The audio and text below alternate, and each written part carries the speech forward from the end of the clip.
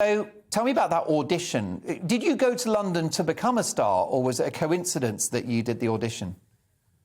It was literally, I saw a piece in a newspaper. I was doing a school play, and actually I wanted to be an actor. And I saw this piece, and it said, "Do you want to be a Spice Boy?" And it was the creators of the Spice That could be Girls. misconstrued, by the way. I've answered those adverts in the past and had evenings I can't remember. Right, OK, fair enough, fair enough. Never opt to be a Spice Boy, let me tell you. but that would have been, that would have caught your eye because you had a performing bent and you thought, hey, it's an outlet. No, I thought it was awful. Genuinely. Oh, really? I saw it and I said, oh, come on, you've got to be kidding me. Spice Girls were a phenomenon. Yeah. I was like a grunger. I liked Nirvana and I liked dance music, and I said, oh, this is awful. And I went past it because it actually annoyed me that much. And then I kept going back and the cogs started going, well, they probably won't call it the Spice Boys. What is this? Oh, a band with edge, a pop band. And I went down, I was 16, I think, at the time, and I showed Mum. I said, Mum, what do you think of that? And she said, I did see that and I did think of you. Do you want to go down? And yeah, I went down and it was a mad media circus, crazy. Yeah, and there would have been hundreds of lads there. 3,000. 3,000. Yeah.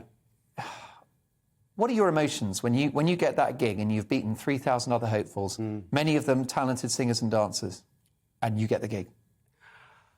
I mean, it's a big compliment, I suppose. You know, at that age, you go, oh, wow. I mean, it was like winning the lottery. That's what it felt like, literally winning the lottery. And just, what is my life going to become? Where's this going? How did you get the news? Was it announced at an event, or did you get a letter? It was Simon Cowell's baby, along with the people who... By the way, whatever happened to him? I don't know. He's gone quiet, hasn't he? Just a bit. But I think he's done all right. I don't think he needs to worry.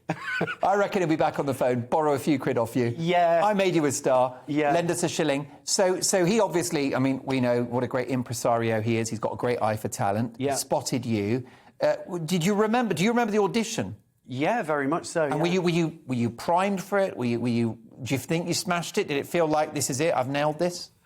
I was stood in the queue and I had my mum with me, and not a good look normally. She was annoying me. I normally hide my mother. Yeah, well, she was just in my ear the whole time. And go, well, I think you're going to do it. And I was like, Mum, can you go and have a coffee?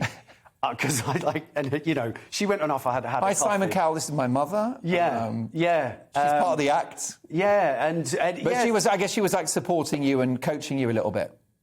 Well, she was just down with me. She'd driven down, with some family and stuff. But then, so it was like a cattle thing. And then they put us, first of all, I went into the dance place. They stuck some music on and I felt super awkward. Turned around and there's people rocking the windmill and doing all this. And I was like, my word, this is awful. Just bobbed side to side. But I got a piece of paper. They were like, yeah, you through to the singing part. I think they just wanted to see the slightest bit of rhythm. Yeah. And then, I sang George Michael Freedom, which was my little speciality at the time. I'd done it. Great song. And not an easy song to sing. No, I guess not.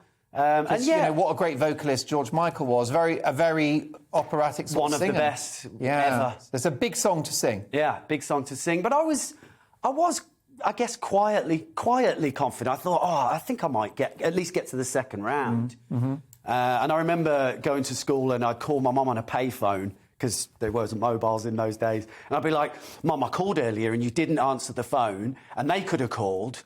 So, and she'd go, Rich, do you honestly think that if they wanted you in a band, they wouldn't call twice? I was like, oh, yeah, good point. Yeah.